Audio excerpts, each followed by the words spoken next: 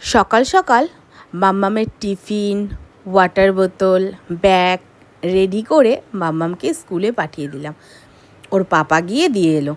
আর রোজকারের মতো মাম্মাম টাটা করতে করতে নিচ অবধি গেল, যেরম করে। আজকে ছিল মানডে, সপ্তাহের প্রথম দিন। তারপর আমি শুরু করলাম আমার কাজ। আমি আমার সকালে যে ড্রিঙ্কসটা খাই সেটা খেলাম। তারপর ওর পাপা বাজার থেকে কিছু ফল নিয়ে এসেছিল, সেগুলোই দেখছিলাম। কাঁঠাল, জাম, আশফল, কলা, লেবু। তারপরে রান্নাবান্না স্টার্ট করে দিলাম।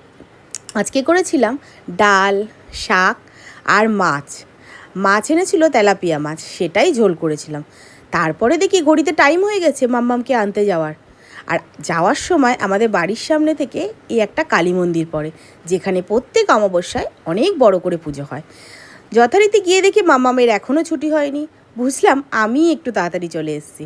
তারপর মাম্মাকে নিলাম, আর ও কিছুক্ষণ গ্রাউন্ডে খেলা করছিল। তারপর বাড়ি চলে এলাম। তো আমাদের ভিডিওটা যদি ভালো থেকে থাকে, টিল দেন সাবস্ক্রাইব, টাটা।